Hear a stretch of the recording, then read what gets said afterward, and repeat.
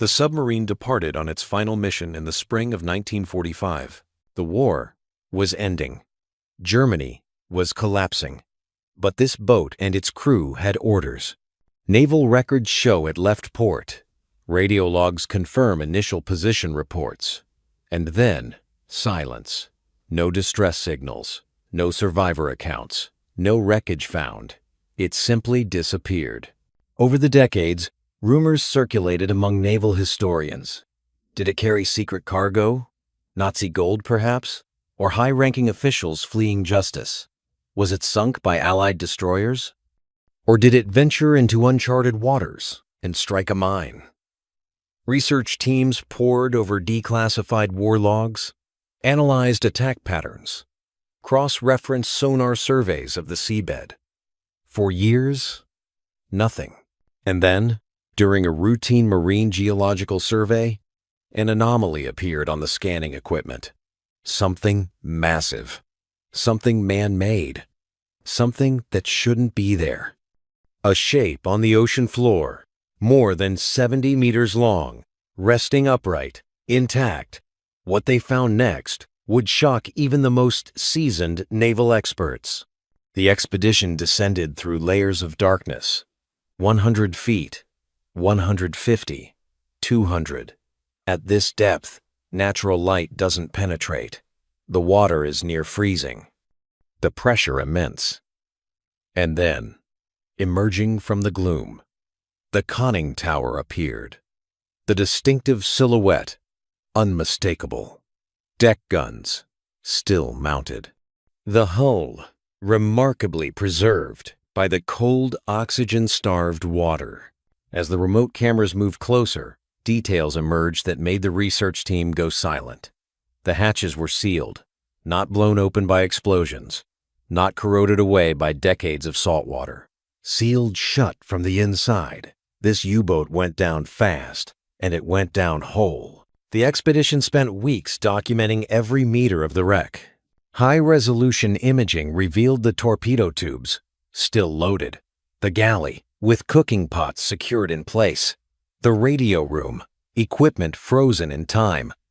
And then they peered through the portholes into the crew quarters. Bunks with blankets still tucked in, lockers closed, personal belongings undisturbed. The crew was still aboard. 70 years after this submarine vanished, the men who served on it had never left their posts. Inside the wreck, archaeologists discovered what historians call a time capsule of tragedy. Helmets resting on bunks, exactly where they were placed.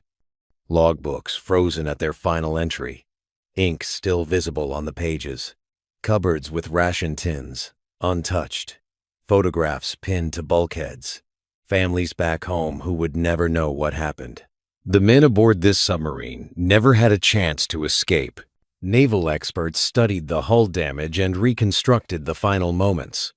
The evidence pointed to a depth charge attack, likely from an Allied destroyer or aircraft that detected the submarine during a patrol.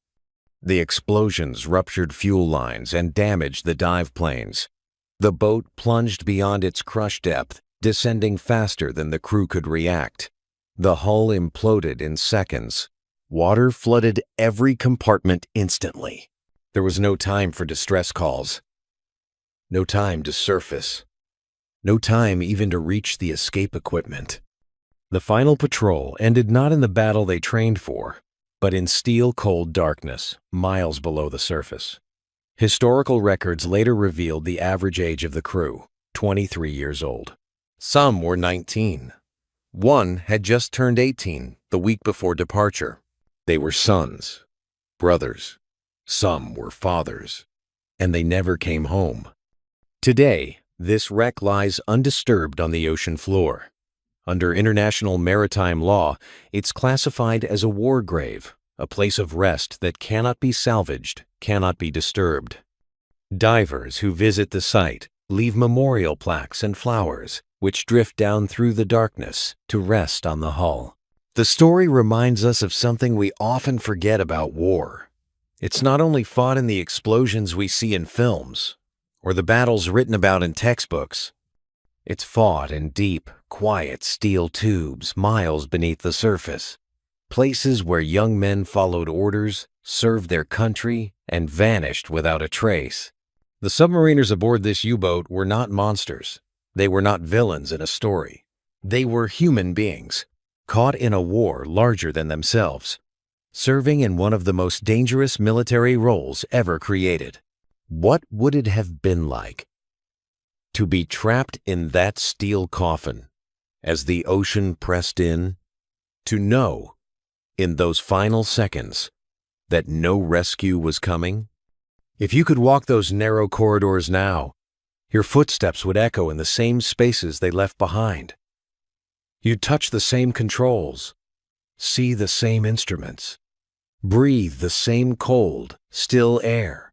So the next time you think of World War II, remember this. Some battles were never seen, never heard, never celebrated or commemorated. But their echoes remain, in the deep places where light doesn't reach. And the men who fought them, on all sides, deserve to be remembered.